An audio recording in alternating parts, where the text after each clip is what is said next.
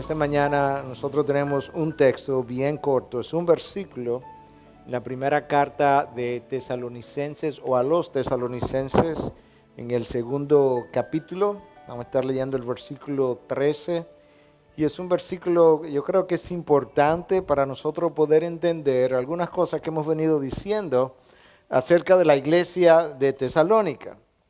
Es una iglesia que, como nosotros hemos venido viendo, fue bendecida de una manera extraordinaria.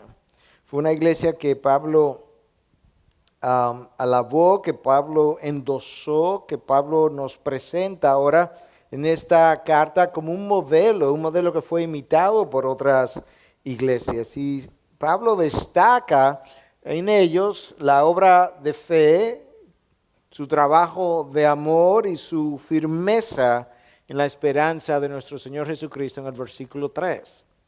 Y si hay algo, ¿verdad?, que yo mencioné desde el primer día es que esta iglesia recibe elogios, recibe aplausos de parte del apóstol Pablo de una manera que nosotros todos como iglesias, ¿verdad?, quisiéramos recibir y ver en nuestros miembros y en nuestras congregaciones en general. Pero ciertamente cuando uno abre incluso el mismo Nuevo Testamento, uno no encuentra las mismas palabras acerca de otras iglesias como las encuentra en esta carta. Uno no encuentra esos elogios en la carta a los Corintios, uno no encuentra esos elogios en la carta a los Gálatas, y uno tiene que preguntarse entonces cuál fue y cuál sigue siendo la diferencia hoy en día entre iglesias y hermanos que de una u otra forma están oyendo la predicación de la misma palabra y que sin embargo están respondiendo a la palabra de manera distinta, porque unos parecen ser santificados un poco más rápido que otros, y ciertamente la respuesta final Dios la tiene en su mente y en su corazón, pero la palabra nos deja ver algunos detalles o algunas pinceladas de algunas de las razones por las cuales cosas como esas ocurren. Pero yo creo que parte de la respuesta a cómo o por qué esta iglesia en Tesalónica llegó a ser la iglesia que llegó a ser, yo creo que está en este versículo que vamos a leer, y es el versículo 13 del capítulo 2 de la primera carta a los tesalonicenses. Escucha con detenimiento. Por esto también nosotros, sin cesar, damos gracias a Dios de que cuando recibisteis la palabra de Dios que oísteis de nosotros, la aceptasteis no como la palabra de hombres, sino como lo que realmente es, la palabra de Dios, la cual también hace su obra en vosotros los que creéis. Piensa, reflexiona, medita un poco sobre esto que acabamos de leer. Escucha una vez más cómo el verso comienza. Por esto también nosotros, sin cesar, damos gracias a Dios. Yo quiero detenerme en la introducción del verso, porque esta no es la primera vez que el apóstol Pablo está dando gracias por algo que está pasando en los tesalonicenses o que ha pasado. Esta es una actitud continua en los labios de Pablo, pero sobre todo en esta carta hay una expresión de gratitud por algo que él está viendo o que él ha escuchado que está aconteciendo en ellos. Y nota cómo lo dice, sin cesar, continuamente. De alguna forma, cada vez que Pablo pensaba en los tesalonicenses y lo traía a su memoria para orar con ellos, una de las cosas por las cuales él oraba era dando gracias precisamente por algo que él está a punto de decirnos que todavía no hemos visto. Pero yo quería parar ahí un momento y reflexionar acerca de esa actitud de gratitud que caracterizó la vida de este hombre, porque yo creo que es una actitud digna de emular, digna de nosotros poder imitar, y es un llamado que Dios nos ha hecho a poder vivir una vida de gratitud y no simplemente a dar gracias en algunas ocasiones. La gratitud, decía alguien, que es el reconocimiento placentero de los beneficios o bendiciones recibidos debido a las acciones de otros. Y Pablo expresa esa gratitud en estas palabras hacia Dios. Es una de las mejores formas de adoración. De hecho, en el Antiguo Testamento no hay una real diferencia entre las palabras que expresan gratitud y las palabras que expresan alabanza. De tal manera que la forma de expresar gratitud en el Antiguo Testamento era una forma de alabar a Dios y constituía parte de lo que es la adoración y lo debe constituir en nosotros como parte de esa adoración ofrecida a nuestro Dios. Cuando llegamos al Nuevo Testamento, Pablo es que más usa palabras para expresar gratitud de múltiples formas y decíamos que él saluda a cada una de las iglesias en cada una de esas cartas, con la excepción de la carta a los Gálatas, expresando gracia a Dios, de tal forma que nosotros podemos ver que ciertamente este hombre no simplemente enseñó acerca de la necesidad y de lo digno que es vivir una vida que continuamente le da gracias a Dios, sino que él exhibió eso en su vida y exhibió eso en sus cartas. Yo creo que nosotros tenemos razones para expresar esa gratitud y esa gratitud es el fruto de reflexionar acerca de lo que Dios ha provisto. Todo lo que somos, todo lo que tenemos es algo que ha venido de nuestro Dios. Nosotros dependemos continuamente de nuestro Dios. Aún mi próxima respiración depende de que Dios desee mantenerme con vida. De tal manera que yo no puedo olvidar nunca cuán dependiente es mi vida de la acción continua sostenedora de nuestro Dios. Nuestra condición de libertad que disfrutamos del pecado y aún la condición que disfrutamos como nación para poder nosotros tener servicios de adoración libremente sin que seamos perseguidos, depende de algo que Dios ha hecho por nosotros, por la nación, y nos ha libertado de la condenación eterna y lo ha hecho justamente a través de la sangre derramada por su Hijo que le costó su vida y Él dio su muerte por mi vida. Si reflexionamos sobre esas verdades y no terminamos de presentar verdades que nos debieran mover a la gratitud, si esas mencionadas, que son pocas, no nos mueven a tener una vida de gratitud, no sé entonces qué lo hará.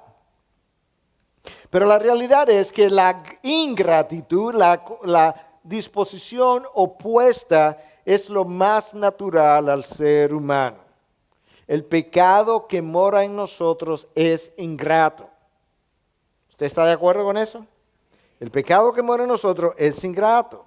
Y en principio ese pecado es ingrato hacia Dios y es ingrato hacia los hombres. Pero en la medida que uno lee la palabra, en la medida que uno lee otros autores, en la medida que uno vive la vida y va envejeciendo, uno va aprendiendo otras cosas. Y una de las cosas que en mi propia vida he ido pudiendo ver y aprendiendo es que aún después de nacido de nuevo, la ingratitud comienza a irse primero hacia Dios.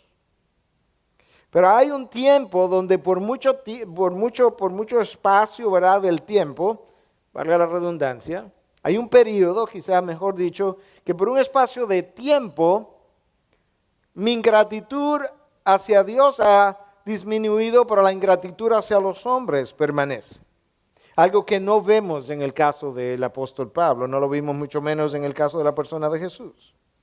Y cuando eso permanece, a veces recibimos cosas de otros y cuando otros entonces nos cuestionan acerca de nuestra actitud de ingratitud, oímos expresiones como esta y algunos de ustedes las han oído de sus propios hijos, quizás sea ustedes mismos. Él hizo eso porque quiso. En otras palabras, yo no le debo ninguna gratitud porque eso lo hizo él porque quiso, ese es su problema.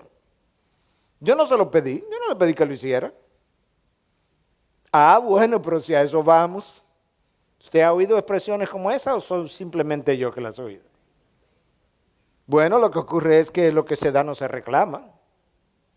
Y esas son nuestras frases con las que justificamos nuestra ingratitud. Pero la verdad es que cuando tú miras la palabra, la gratitud que sale de estas páginas tiene dos dimensiones.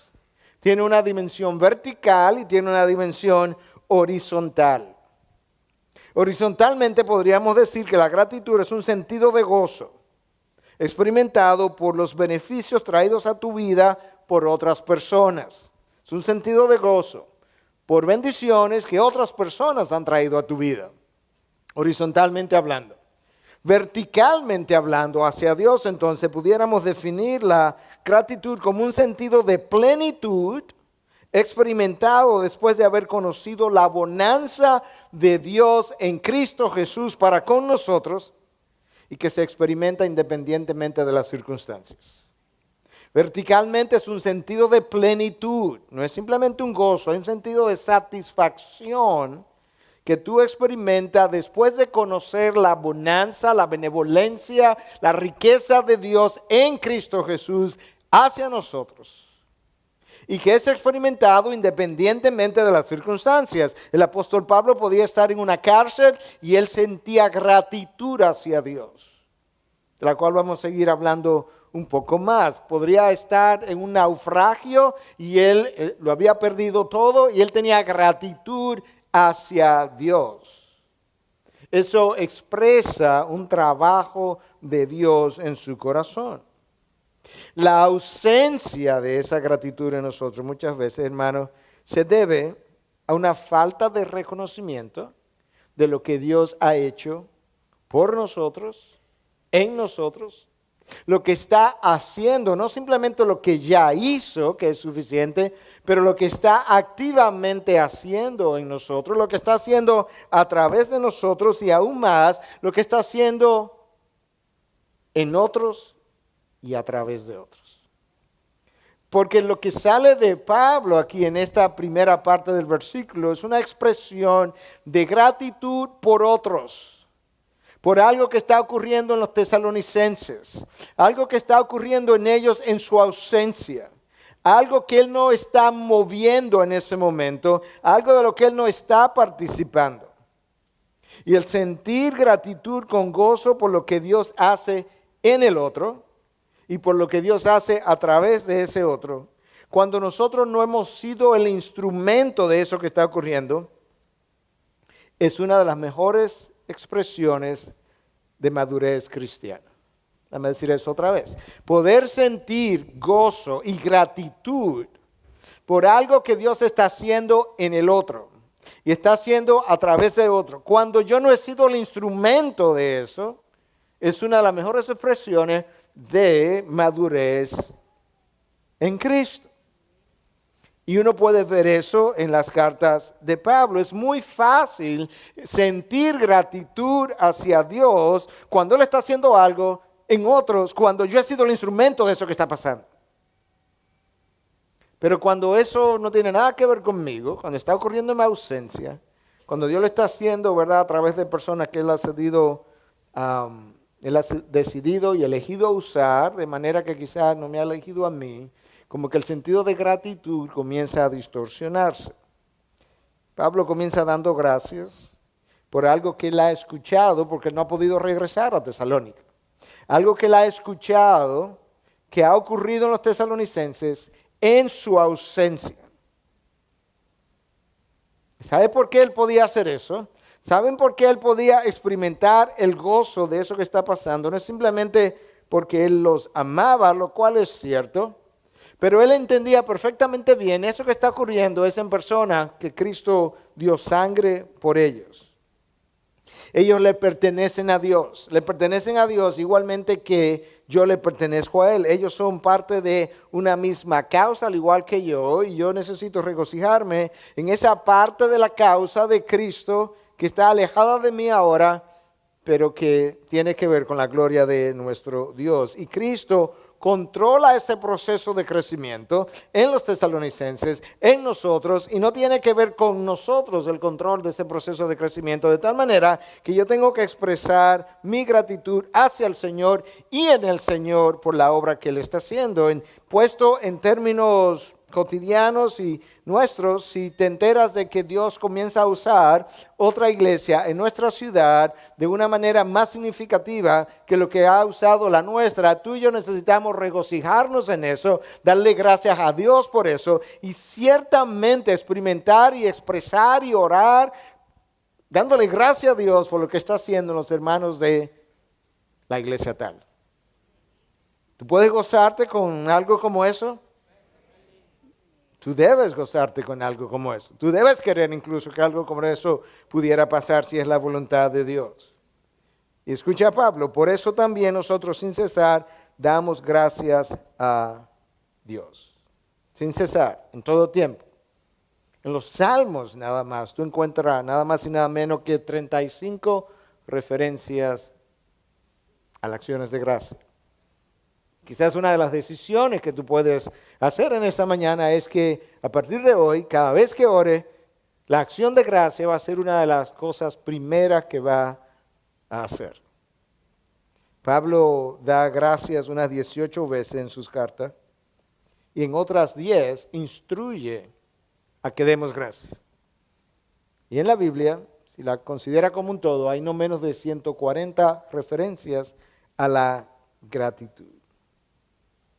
Usualmente nosotros damos, o sea, no es fácil, o sea, no es natural dar gracias cuando las cosas van bien. Conseguimos un trabajo, gracias, Señor. No conseguimos el trabajo, yo no entiendo. Estamos buscando una pareja para casarnos, aparece la pareja para casarnos. Gracias, Señor, por la elección que hiciste. No aparece la pareja para el Señor. Yo no entiendo, yo estoy desesperada. Cuando pudiéramos dar gracias a Dios de lo que me está evitando. Usted no sabe. Años de sinsabores. Escucha el autor de esta carta a los tesalonicenses, escribiendo a los efesios. Dando siempre gracias por todo. En el nombre de nuestro Señor Jesucristo, a Dios el Padre. Gracias por todo. Por el trabajo que conseguí y por el trabajo que no pude conseguir. Por el esposo futuro que no pude conseguir como el que pude conseguir. Y cuando la hermana en Cristo consigue uno y yo no lo pude conseguir, también tengo que dar gracias a Dios por lo que Dios le dio y le bendijo. Tengo que aprender a dar gracias a Dios por lo que Él hace en otros. Tengo que salirme un poco de mí mismo. Tengo que ver evidencia de gracia en el otro y no solamente reconocerla como, sí, yo sé que Dios está trabajando en él, pero no, yo tengo que gozarme en lo que Dios está haciendo en ese otro. Y eso es lo que Pablo está haciendo, él se está gozando con lo que está pasando en los tesalonicenses. Y de esa forma tú comienzas a entender que la gratitud no es simplemente una expresión oral. Es fácil decir, sí, yo doy gracias a Dios. A veces alguien nos corrige y dice, no, yo soy agradecido. No es una expresión oral. La gratitud no es simplemente una doctrina bíblica, aunque lo es. Es simplemente una enseñanza que está en la palabra. No es simplemente un hábito, aunque debiera serlo. No es simplemente una forma más de orar, aunque ciertamente lo es. Es un estilo de vida. Es un estilo de vida. La gratitud o vivir con gratitud es el sello del trabajo de Dios en nosotros. Es el sello, es una de las cosas que llegan de último en el trabajo que el Espíritu Santo hace en nosotros. Y una de las cosas que ocurre, hermanos, lo puedo decir por el estudio de la palabra, la lectura de otros autores, pero mi propia vida. Cada uno de nuestras vidas en cierta manera es un libro que tú debes aprender a leer hacia atrás para que puedas ir creciendo acerca de lo que Dios ha hecho en tu propia vida. Pero lo que ocurre frecuentemente es que nuestras actitudes de quejas se suben y bajan de manera proporcional a cómo la gratitud crece o disminuye en mi corazón. Cuando hay poca gratitud hay mucho espíritu de queja. Cuando hay mucha gratitud, entonces la inmensidad o el peso de la gratitud en mi corazón comienza a aplastar las quejas que abundaban en el corazón. Y eso tú lo puedes ver en la vida del apóstol Pablo. Yo lo traigo a colación simplemente porque una vez más, y no por primera vez, y no habiendo salido del capítulo 2 de la primera carta a los tesalonicenses, Pablo está dando gracias a Dios de nuevo. Por algo que tú y yo vamos a ver en un momento, pero quería reflexionar sobre esto. La actitud hacia Dios, la actitud de gratitud hacia Dios, es un indicador de que nosotros finalmente, la actitud de gratitud como estilo de vida, no en un momento dado, pero como estilo de vida, es un indicador de que nosotros finalmente entendimos lo que Cristo hizo por nosotros.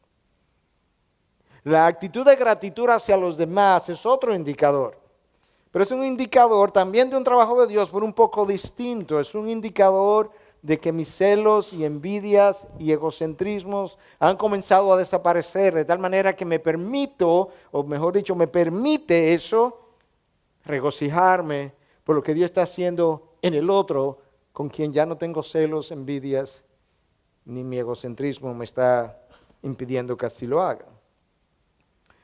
Y como había dicho, en general la gratitud es una marca de madurez en Cristo.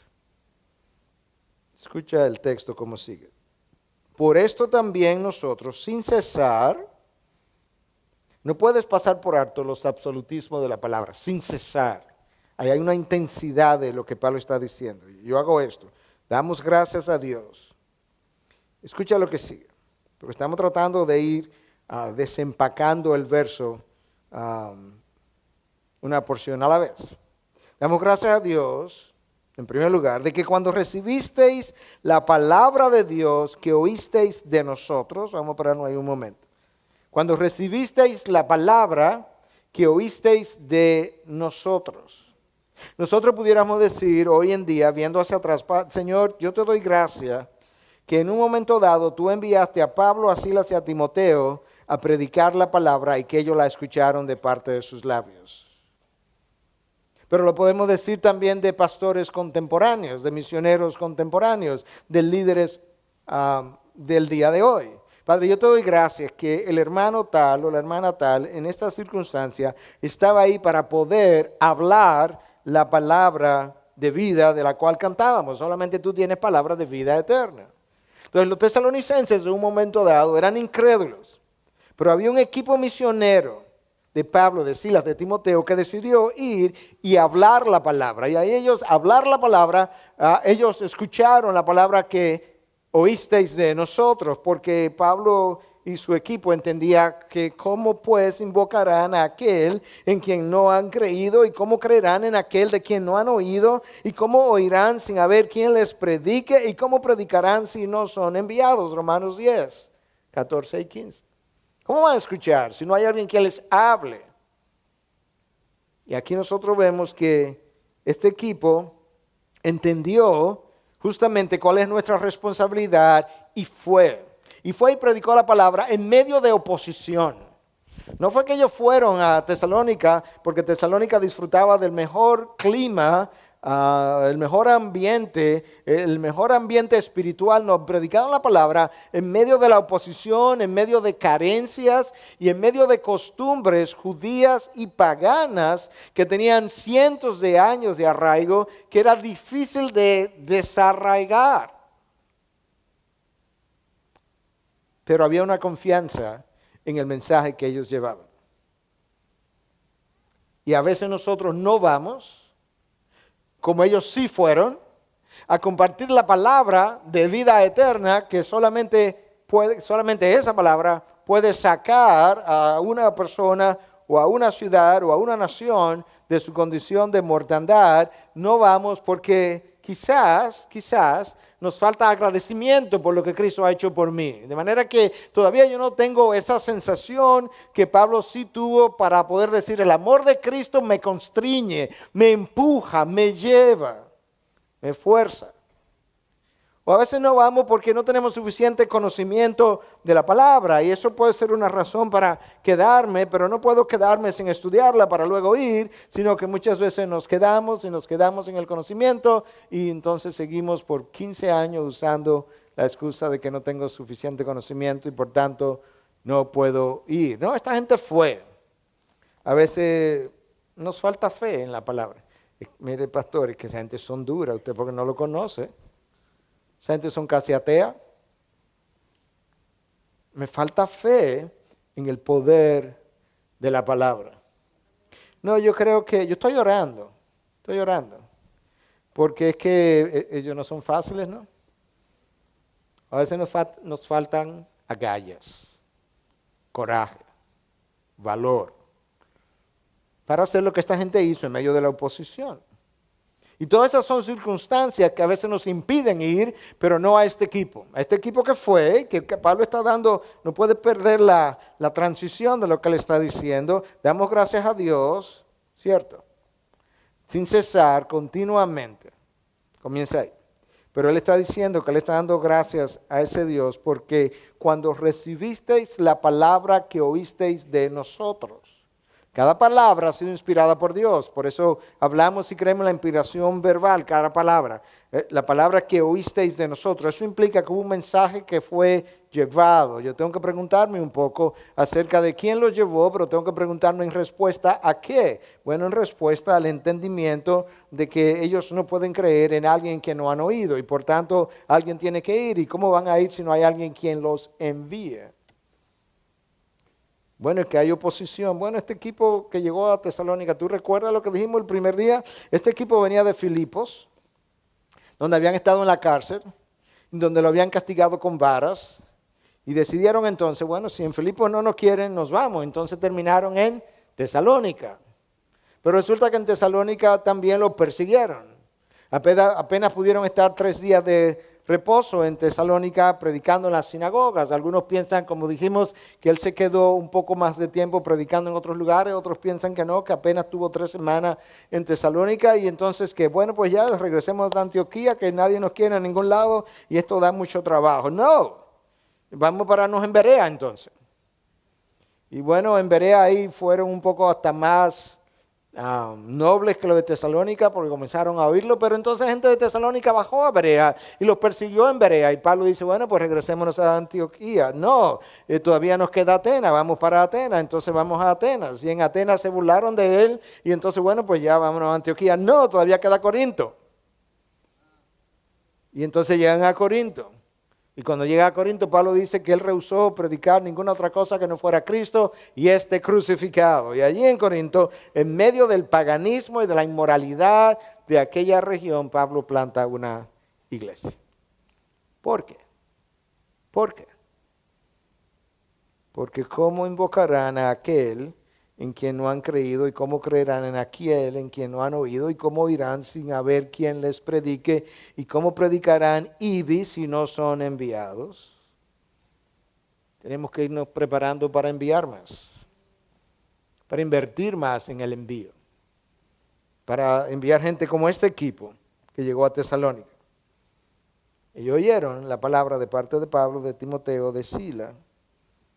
¿Qué oyeron? Nosotros tenemos que estudiar la palabra haciéndole pregunta al texto. La palabra que oísteis de nosotros, ¿qué oyeron? Él no nos dice ahí qué oyeron. ¿Nos quedamos en el aire sin respuesta? ¿O podemos indagar un poco más a la luz del Nuevo Testamento y tener a veces una idea clara y en otras veces una idea somera, aproximada de qué fue lo que oyeron? Bueno, la realidad es que la palabra que ellos oyeron de este equipo, la oyeron vía enseñanza y predicación. Yo puedo preguntarme entonces, cuando yo escudriño el Nuevo Testamento y veo y encuentro las palabras usadas para predicación y para enseñanza, ¿cuáles son las palabras más comunes y qué es lo que enseñan y predican? Porque con toda probabilidad, entonces, eso fue lo que ellos oyeron. Lo que Pablo y su equipo solían predicar, lo que los apóstoles, lo que Cristo solía predicar y lo que solían enseñar. Y la realidad es esta, que cuando tú revisas el Nuevo Testamento hay predominantemente 4 palabras que son usadas en el contexto de la predicación. Cuando se habla de que alguien estaba predicando o proclamando, usualmente son una de estas palabras, o enseñando. ¿Qué dicho es una de ellas? Entonces, cuando tú escudriñas un poco más, te das cuenta que en casi todas las apariciones de esa palabra, lo que se está proclamando es o el Evangelio o Jesús mismo. Ok. Entonces le haces un check. La palabra que ellos oyeron de nosotros quizá tenía que ver con el Evangelio o con Jesús mismo, pero resulta que hay otras palabras que son usadas en el mismo contexto de proclamar, y la próxima palabra es evangelizo. Y eso en el contexto tiene que ver con la proclamación de las buenas nuevas. ¿De quién? De Jesucristo. O sea que en el primer caso es la proclamación del Evangelio o la persona de Jesús. En el segundo caso es la proclamación de las buenas nuevas del mismo Jesús. Pero hay otra palabra que aparece en el Nuevo Testamento para expresar lo que es proclamación, evangelización, predicación, y es martureo, de donde viene nuestra palabra mártires. Y eso tiene que ver con dar un testimonio. Y me serán testigos, Hechos 1:8, darán testimonio, serán mártires, como verdaderamente los fueron, dar testimonio de alguien, pero resulta que ese alguien es la persona de Jesús. O es la palabra didasco, que tiene que ver con enseñanza, y por lo general se refiere a lo que Jesús enseñó. Ser discípulo de todas las naciones, bautizando en el nombre del Padre, el Hijo y el Espíritu Santo, y enseñarle a obedecer todo lo que os he enseñado. De manera que ahora yo tengo una mejor idea de qué fue lo que ellos oyeron probablemente del apóstol Pablo, de Silas y de Timoteo. Bueno, oyeron la proclamación de las buenas nuevas de Jesucristo, oyeron de Jesús mismo, u oyeron acerca de la necesidad de obedecer lo que Jesús le había enseñado a ellos previamente. Eso fue lo que escucharon. Pablo está dando gracias por eso que resultó al haber escuchado. Escucha el texto como continúa. Estamos todavía en el mismo versículo. Por esto también nosotros sin cesar damos gracias a Dios. Entonces él comienza a revelar una primera parte de por qué él le está dando gracias. En primer lugar, de que cuando recibisteis la palabra de Dios, que oíste de nosotros, y ya hablamos de qué fue lo que oyeron, la aceptasteis, esto es motivo de gozo, de gratitud, perdón, la aceptasteis no como la palabra de hombres, sino como lo que realmente es la palabra de Dios. Cuando tú oíste algo que salió de nuestros labios, al escucharlo, la receptividad que tuvieron no fue la de hombres que pensaron que lo que escuchaban era enseñanza de hombres, sino que había una actitud de corazón en ustedes que al escuchar lo que hablamos, entendieron que no se trataba de una palabra de hombres, sino lo que la palabra realmente es, la palabra de Dios. Ahí está la clave de la transformación de los tesalonicenses. Literalmente. Si el Señor Jesucristo se apareciera aquí esta mañana, asumiendo que estuviésemos convencidos de que es Él, y Él se parara aquí al lado mío, y dijera, salgan en este momento de la iglesia, supóngase que yo diga lo contrario, yo esperaría, si usted está convencido que es Jesucristo, que usted no me haga caso a mí y pueda prestar atención a lo que Cristo acaba de decir, ¿cierto? Y yo creo que si usted está convencido de que es Cristo que está hablando, no creo que quedaría una sola persona aquí dentro. ¿Por qué? Porque usted la ha recibido como lo que es la palabra de Dios y no la palabra de un hombre. ¿Tienes una idea ahora de nuestra lucha a veces con la Biblia, el texto, las enseñanzas? ¿Por qué no la acabamos de obedecer? Mucho depende de cómo yo la he recibido. Estas no son palabras más. Ellos no recibieron esto como una enseñanza interesante. No recibieron esto como, bueno, eso tiene sentido. No, eso tiene sabiduría. Eso es bueno para los muchachos. Ellos no la recibieron como una palabra sabia. Ellos la recibieron como lo que realmente es la palabra de Dios. Si tú reflexionas sobre incrédulos y creyentes y luego lo traes un poquito más cerca, sobre tu propio caminar, tú vas a descubrir que muchas veces lo que has leído en la Biblia, a pesar de que tú afirmas de que esa es la palabra de Dios, no la has recibido como la palabra de Dios. Un ejemplo sencillo, fácil de ver. Okay, como ese hay múltiples, pero uno sencillo, fácil de ver. Si la palabra de Dios prohíbe el matrimonio entre un creyente y un inconverso, ¿qué hacemos en consejería continuamente con personas que están considerando comenzar unos amores con un inconverso? Porque esa palabra no la ha recibido como si fuera por lo que verdaderamente es la palabra de Dios.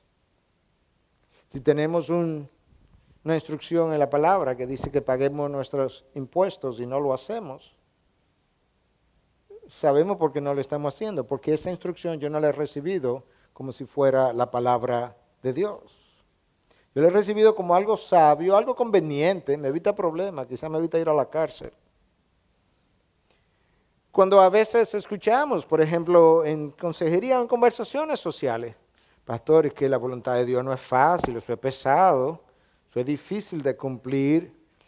Yo estoy escuchando a alguien que realmente no ha recibido esto como la palabra de Dios, porque si hay algo que yo sé, es que esto que es palabra de Dios, esto mismo explica ampliamente que esa palabra es justa, que es buena, que es agradable. Eso yo lo sé. Incluso esta palabra testifica de ella misma que no es pesada, que no es gravosa, que no es difícil. Escucha a Dios, porque al final, si me escuchas a mí, la estás recibiendo como palabra de hombre. Gracias. Primera de Juan 5:3. Dios habla. Este es el amor de Dios, que guardemos sus mandamientos, y sus mandamientos no son gravosos. Cuando yo los violo, yo recibo consecuencias gravosas. Sus mandamientos no son gravosos, son buenos. Me traen bendición, me guardan, me protegen, me guían. Pastor, pero en el Antiguo Testamento las cosas eran diferentes, no era fácil. O sea, Dios no era fácil en el Antiguo Testamento. El Dios nice, santo, misericordioso del Nuevo Testamento, él tuvo dos periodos. Él estaba en etapa de santificación. Un periodo de crueldad y un periodo de bonanza. Escucha a Dios en el Antiguo Testamento, Deuteronomio 30:11. Este mandamiento que yo te ordeno hoy no es muy difícil para ti, ni está fuera de tu alcance. Mentira, Dios. No, que sea todo hombre mentiroso y Dios verás. Cuando pensamos que la palabra es injusta, pesada, gravosa, estamos recibiendo esa palabra, ¿sabe cómo qué? Como palabra de hombres. Porque hay mandamientos de hombres pesados e injustos y gravosos. Hay mandamientos de gobiernos pesados y gravosos. Es ahí, es en el mismo nivel que la estamos poniendo. La palabra de Dios, dice Santiago, es la ley de la libertad. Me libra de las consecuencias de mi pecado, me libra de mí mismo. No podemos recibir la palabra como un buen consejo simplemente. Cuando yo recibo la palabra de Dios como un buen consejo, mira qué ocurre. Yo la sigo, pero cuando llego aquí, que eso compromete mis intereses y me choco, no, lo que realmente Dios no dijo eso, ¿no? Y comenzamos a oír esa voz, a veces nuestra incluso, que dice, ¿con que Dios ha dicho? No, no fue eso lo que Dios dijo. No, eso de casarse con un inconverso. No, realmente eso es lo que Dios estaba diciendo. Yo conozco un caso, pastor, que se casó con un inconverso y se convirtió después. Porque nos encantan las excepciones para violar la regla. ¿Te das cuenta de cómo no recibimos la palabra de Dios por lo que es? Mucha gente, pastor, yo conozco mucha gente que realmente no lo ha hecho así y le ha ido bien. Y de hecho, esa gente dice que no le ha ido tan mal. Bueno, pregúntale a Dios a ver si es esa manera. Otra vez en nuestro corazón egoísta, interesado, materialista, cuando escucha el mandato de Dios y comienza a ejecutarlo, muchas veces no lo ha recibido verdaderamente como palabra de Dios, por reacciones que luego tenemos a la misma obediencia, yo lo voy a ilustrar ahora, a la misma obediencia del mandato. Déjame decir eso otra vez para luego ilustrarlo con la misma palabra. Yo leí algo en la palabra, lo comienzo a obedecer. Al obedecerlo, hay cosas que ocurren que ahora ponen de manifiesto mi ingratitud en la obediencia de la palabra que yo creía que era la palabra de Dios, pero que ahora yo no la estoy recibiendo como tal.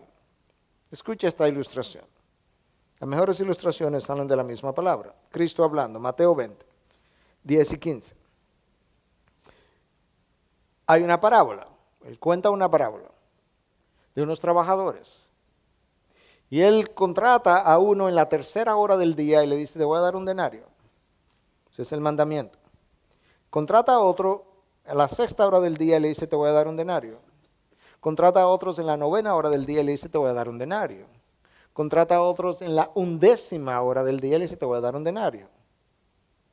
Todos, al oír el mandato, dijeron, sí, cómo no. ¿Cómo no? Sí, claro. Ese es el mandato. Comienzan a obedecer, comienzan a trabajar. El día se acaba. Y cuando llegaron los que fueron contratados primero, pensaban que recibirían más. Pero ellos también recibieron un denario cada uno. Y al recibirlo murmuraban contra el hacendado, diciendo, estos últimos han trabajado solo una hora, pero los han hecho iguales a nosotros que hemos soportado el peso y el calor abrasador del día. Pero respondiendo él, que ilustra a Dios, dijo a uno de ellos, amigo, no te hago ninguna injusticia. No me diga que soy injusto. No me diga que este mandamiento es injusto, amigo. Eso es lo que Cristo está. ¿Tú conveniste conmigo en un denario?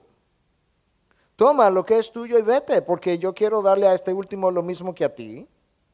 ¿No me es lícito hacer lo que quiero con lo que es mío? ¿O es tu ojo malo porque yo soy bueno?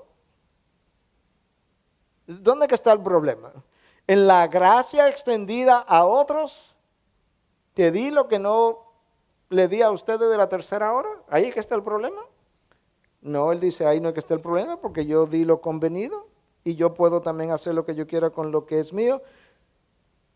O el problema está en tu ojo, o es tu ojo malo porque yo soy bueno. ¿Te das cuenta que necesitamos recibir la palabra de Dios por lo que es? ¿Cómo es?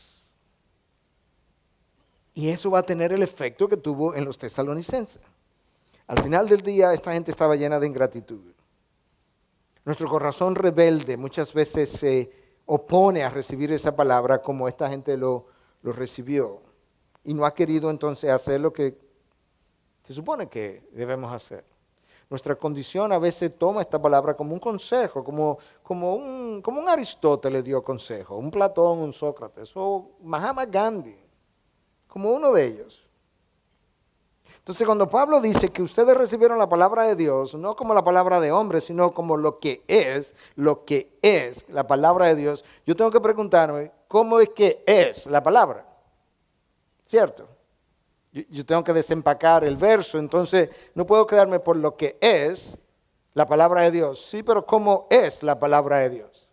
Para saber cómo fue que la recibieron. Quizá ellos no tenían todo el entendimiento teológico, pero ellos tuvieron todo el beneficio de la teología detrás, porque el corazón estaba dispuesto. O sea, hay una diferencia entre yo conocer toda la teología desmenuzada y tener un corazón que ha recibido la palabra de una manera sencilla, pero que tiene el impacto de la teología detrás simplemente porque yo recibí la palabra por lo que es. Entonces, ¿cómo es la palabra para yo entender cómo tengo que recibirla en el día de hoy? Bueno, en primer lugar, yo tengo que recibir la palabra como algo que ha sido inspirado por Dios. Esa es la palabra que aparece en 2 Timoteo 3:16. Toda escritura, toda, Antiguo, Nuevo Testamento, ha sido inspirado por Dios. Exhalado, theopneustos, salió del interior de Dios. Y si la fuente entonces es Dios, tú tienes que entender que esa palabra que ha salido de Él necesita el mismo respeto, honor, honra que Dios mismo. Para decirlo en las palabras de Martín Lutero, cuando la Biblia habla, Dios habla. Y yo lo diría de esta otra manera, cuando la Biblia habla, Dios habla y el hombre calla. Es la palabra de Dios, no es la palabra de hombres. Yo tengo que recibirla de esa manera, yo tengo que recibirla. Si lo voy a recibir por lo que es, déjame decirte cómo más yo tengo que recibirla. Yo tengo que recibirla como necesaria. Adán perdió el camino a Dios y solamente la palabra me provee la brújula espiritual para yo encontrar el camino. Solamente la palabra me da la luz para yo ver el camino. Solamente la palabra me presenta la verdad que está en el camino, y por eso cuando Cristo vino, dijo: yo soy el camino, la verdad y la vida. Tú tienes que recibir la palabra como necesaria para tu alma, para tu vida.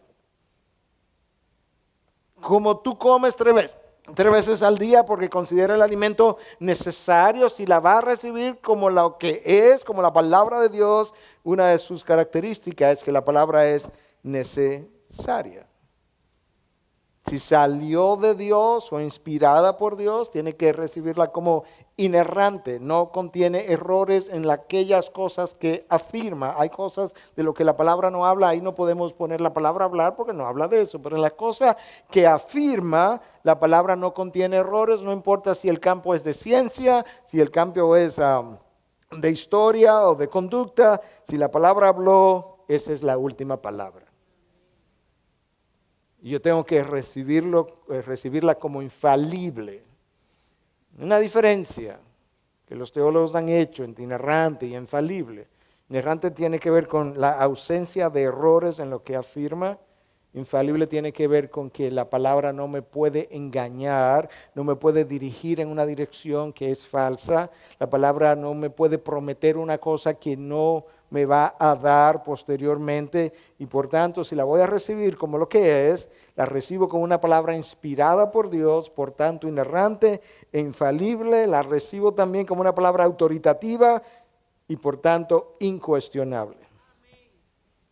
Incuestionable. Escucha lo que el apóstol Pablo entendió. Al contrario, ¿quién eres tú, oh hombre, que le contestas a Dios? ¿Dirá acaso el objeto modelado al que lo modela, ¿por qué me hiciste así? No tenemos el derecho, no tenemos la autoridad, no tenemos el entendimiento, no tenemos el conocimiento. No entiendo a Dios. Sí, Dios te va a decir: no, yo sé que tú no me entiendes. Si me entendieras, fuera Dios, o yo fuera hombre. Por eso no me entiendes. Pero no te he pedido que me entiendas siempre, que entiendas lo que yo te he revelado, y lo otro, que me creas. Que reciba la palabra por lo que verdaderamente es autoritativa, es incuestionable. Es tanto así que escucha las palabras de Cristo en Juan 12:48. El que me rechaza y no recibe mis palabras, tiene quien lo juzgue. Ajá, ¿y quién? ¿Quién lo va a juzgar? La palabra que he hablado. Esa lo juzgará en el día final. Wow. Yo he hablado mi palabra, ¿no la reciben? Tú tienes quien te juzgue. ¿Quién, Señor? La palabra que he hablado. Ella lo va a juzgar en el día final. ¿Te das cuenta del poder de la palabra? El poder de la palabra que fue hablada al principio, el universo se originó, tiene el poder de enjuiciar al hombre.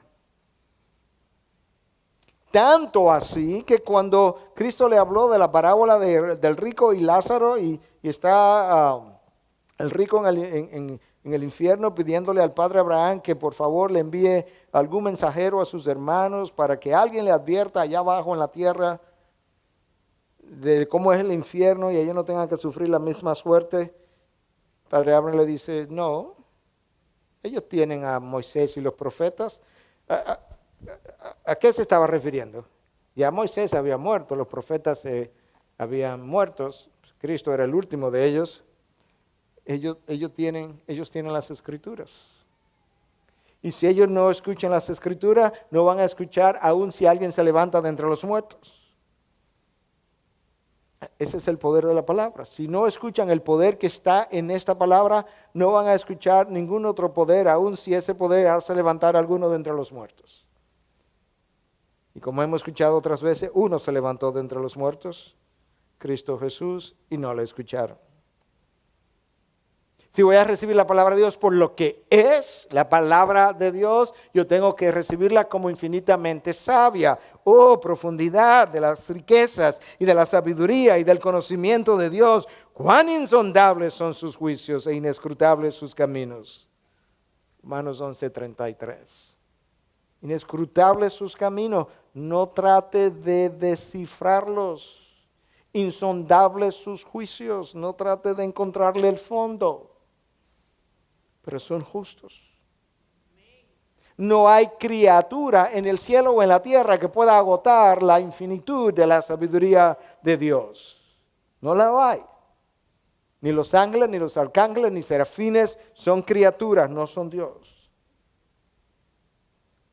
Entonces, si acepto la palabra de Dios por lo que es, tengo que aceptarla como una palabra inspirada, necesaria, inerrante, infalible, autoritativa, incuestionable, infinitamente sabia, infinitamente poderosa. Escucha lo que alguien decía: penetra nuestros pensamientos, mueve nuestros corazones, despierta nuestra conciencia y conquista nuestras voluntades. Penetra nuestros pensamientos, mueve nuestros corazones, despierta nuestra conciencia y conquista nuestra voluntad. ¿Tú sabes qué ocurre cuando yo no creo en el poder de la palabra para hacer todo eso? Comenzamos a usar estrategias de hombres, técnicas de mercadeo, manipulaciones de la emoción humana para hacer lo que no creo que la palabra puede hacer. El apóstol Pablo rehusó apoyarse en la oratoria humana, en la sabiduría humana, justamente para que el poder de lo predicado no descansara en el hombre, sino en Dios. Y solo esa palabra de la que cantamos, que tiene vida eterna, solamente esa palabra puede dar vida a gente que estaba muerta. Solamente esa palabra puede abrir los ojos, quitar el velo del hombre, ablandar el corazón, quebrar la voluntad. Solamente esa palabra puede hacer. Por eso es que Abraham dice: no necesitamos enviar a nadie desde aquí hasta allá, porque ellos tienen la palabra, y si no escuchan la palabra, que tiene todo el poder de hacer todo eso, abrir los ojos, ablandar el corazón, quebrar la voluntad, traer luz donde hay oscuridad, perdonar pecados. Ellos no escuchan eso, no van a escuchar a nadie más. Por eso es que Pablo está gozoso. Pablo está gozoso por la receptividad de la palabra de parte de los tesalonicenses. Y ahora nosotros podemos decir: eureka, eureka, lo he encontrado. Por eso ellos llegaron a hacer lo que llegaron a hacer. Una iglesia que fue un ejemplo para las iglesias en Acaya y en Macedonia. Una iglesia que Pablo decía: yo doy gracias a Dios por vuestra obra de fe, por vuestra labor de amor, por vuestra esperanza en Cristo Jesús. ¿Y cómo, Pablo? Porque recibieron la palabra de Dios por lo que es y no como palabra de hombres. ¿Entiendes eso, hermano?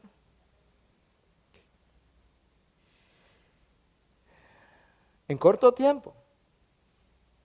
Pablo estuvo allí 3 semanas o quizás 6 meses. No tuvo mucho tiempo. Y tuvo que irse, lamentablemente. Y cuando él se fue,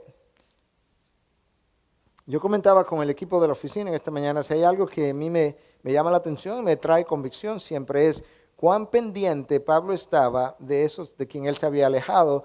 Pero lo que he llegado a apreciar también al reflexionar un poco más, que realmente no era una preocupación como nosotros nos preocupamos, no era algo ansioso. Era algo afectivo, lo vamos a ver en el próximo mensaje cuando lleguemos ahí, algo afectivo en su corazón por esta gente a quien él había llegado a amar tanto. Pero Pablo tenía confianza. Y nosotros vemos esa confianza en Pablo, en eso que se había plantado en más de una ocasión.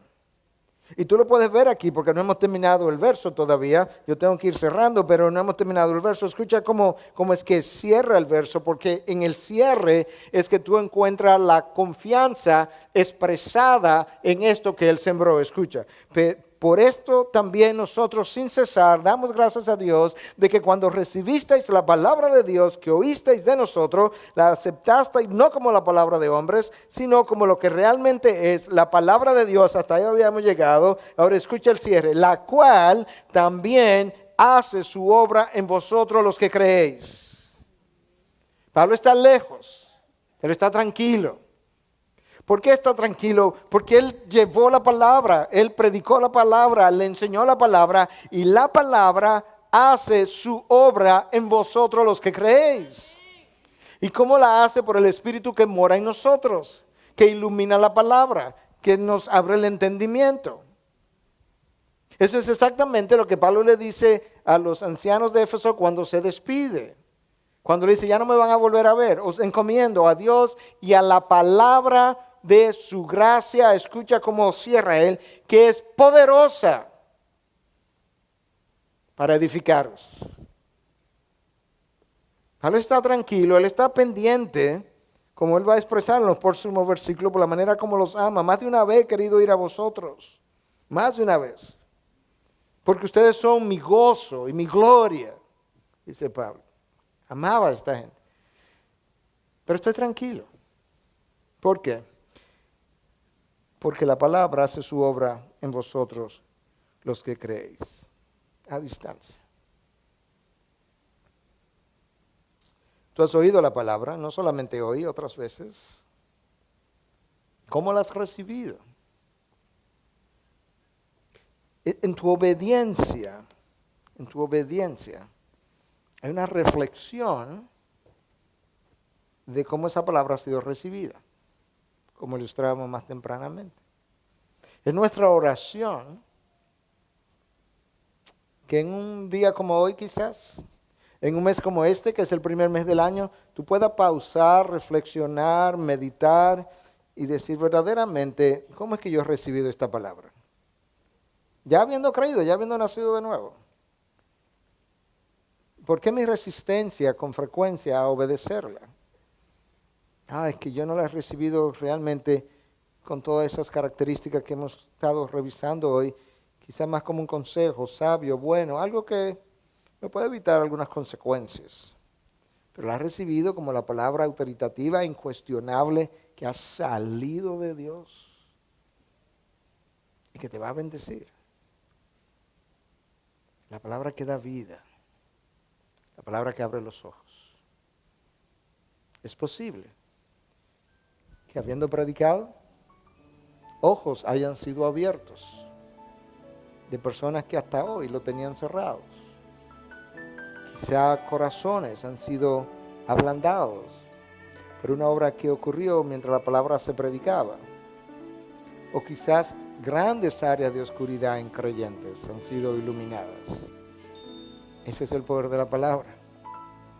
Por eso la predicamos. Por eso la entregamos. Por eso confiamos.